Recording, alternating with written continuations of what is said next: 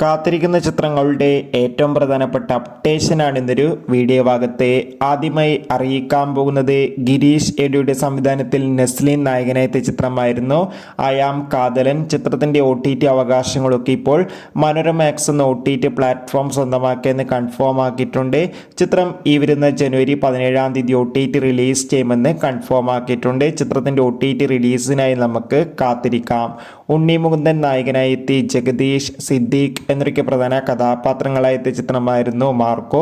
ചിത്രം മികച്ചൊരു വിജയമാണ്. അതിഗംഭീരമായ പോസിറ്റീവ് റെസ്പോൺസ് തന്നെയാണ് ഇപ്പോഴും ചിത്രത്തിൻ്റെ ഭാഗത്തുനിന്ന് പുറത്തുകൊണ്ടിരിക്കുന്നത്. ചിത്രത്തിൻ്റെ OTT അവകാശങ്ങൾ ഇപ്പോൾ നെറ്റ്ഫ്ലിക്സ് എന്ന OTT പ്ലാറ്റ്ഫോം സ്വന്തമാക്കിയെന്ന് കൺഫേം ആക്കിയിട്ടുണ്ട്. ചിത്രം അടുത്ത മാസം OTT റിലീസ് ചെയ്യുമെന്നാണ് റിപ്പോർട്ടുകൾ സൂചിപ്പിക്കുന്നത്. കാത്തിരിക്കാം. ജോജു, ജുനൈസ്, സാഗർ എന്നൊക്കെ പ്രധാന കഥാപാത്രങ്ങളായ എത്തിയ ചിത്രമായിരുന്നു പണി എന്ന ചിത്രം മികച്ചൊരു വിജയമായിരുന്നു. ഏവരുമേറെ ആകാംക്ഷയോടെയായിരുന്നു പണി എന്ന ചിത്രത്തിൻ്റെ OTT റിലീസിനായി കാത്തിരിക്കുന്നുണ്ടായിരുന്നത്.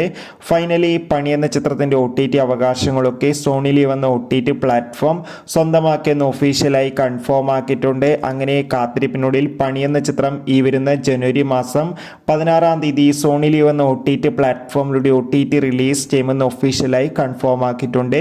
ചിത്രത്തിൻ്റെ OTT റിലീസിനായി നമുക്ക് കാത്തിരിക്കാം. ചിത്രം കണ്ടവരുടെ അഭിപ്രായം രേഖപ്പെടുത്തുക. അടുത്തതായി അറിയിക്കാൻ പോകുന്നത് അർജുന അശോകൻ, മഹിമ നമ്പ്യാർ, മാത്യൂസ് എന്നൊക്കെ പ്രധാന കഥാപാത്രങ്ങളായിട്ട് ബ്രൊമാൻസ് എന്ന ചിത്രം ഫെബ്രുവരി 14 തിയേറ്ററുകളിൽ എത്തുമെന്ന് ഒഫീഷ്യലായി